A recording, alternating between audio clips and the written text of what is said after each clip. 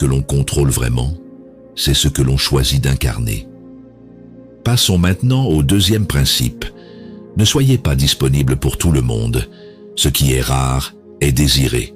Ce qui est trop disponible est négligé. C'est une règle immuable, qu'il s'agisse d'un objet de grande valeur, d'une œuvre d'art ou d'un individu.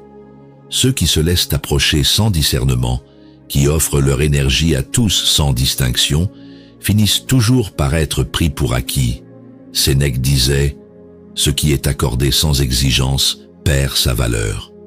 Les individus perçus comme un luxe ne sont pas ceux qui courent après la validation, mais ceux qui savent que leur temps, leur présence et leur énergie sont des ressources précieuses.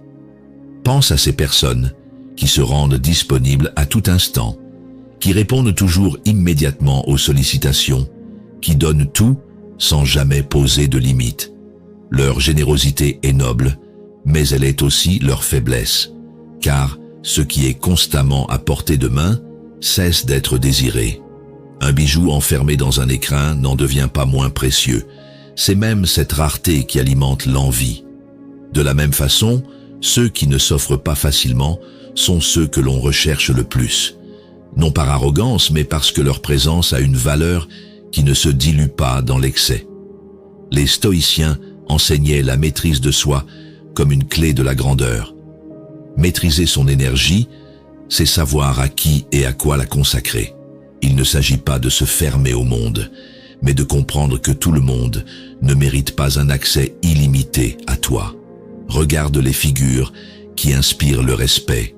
Ce sont rarement celles qui s'éparpillent, mais celles qui savent préserver une part d'inaccessibilité, un mystère qui intrigue et force l'admiration. Ceux qui se donnent trop facilement sont consommés et oubliés. Ceux qui choisissent où, quand et avec qui ils investissent leur énergie deviennent inestimables. L'homme qui sait se faire rare ne manque jamais d'attention. Il attire naturellement ceux qui comprennent la valeur de ce qu'il offre, et il éloigne ceux qui cherchaient simplement à consommer son temps sans le respecter. Être un luxe, c'est savoir que l'on ne doit pas être disponible pour n'importe qui. Abordons maintenant le troisième principe. N'acceptez jamais moins que ce que vous méritez. Le monde traite les gens selon la manière dont ils se traitent eux-mêmes. Ceux qui tolèrent le médiocre attirent le médiocre. Ceux qui exigent l'excellence finissent par imposer cette norme autour d'eux. Être perçu comme un luxe, c'est ne jamais transiger sur la qualité de ce que l'on accepte dans sa vie.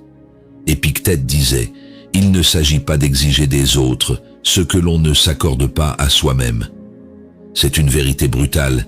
Si tu tolères la médiocrité dans tes relations, dans ton travail, dans ta discipline, alors c'est ainsi que l'on te percevra.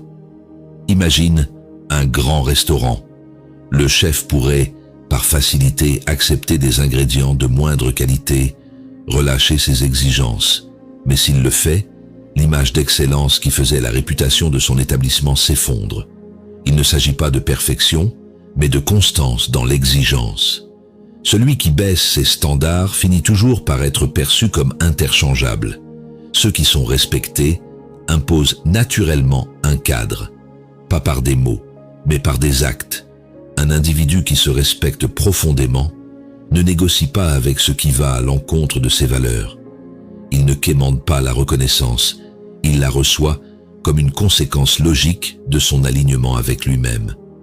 L'histoire est remplie de figures qui n'ont jamais baissé leurs exigences, même sous la pression. Les stoïciens eux-mêmes vivaient selon un code strict. Leur posture était leur message, leur discipline était leur armure. Ce que tu tolères définit ce que tu vaux aux yeux des autres. Regarde autour de toi. Qui attire naturellement le respect? Ceux qui ne laissent pas l'inconfort les détourner de leurs principes. Ceux qui préfèrent l'exigence à la complaisance, l'authenticité à la facilité. Ceux qui, sans jamais chercher à impressionner, inspirent par la rigueur avec laquelle ils traitent leur propre existence. L'individu qui exige l'excellence devient une référence. Il force les autres à s'élever à son niveau ou à s'éloigner d'eux-mêmes. Être un luxe, c'est refuser de faire des compromis sur ce que l'on accepte dans sa vie. Passons maintenant au quatrième principe. Cultiver l'aura du mystère. Il y a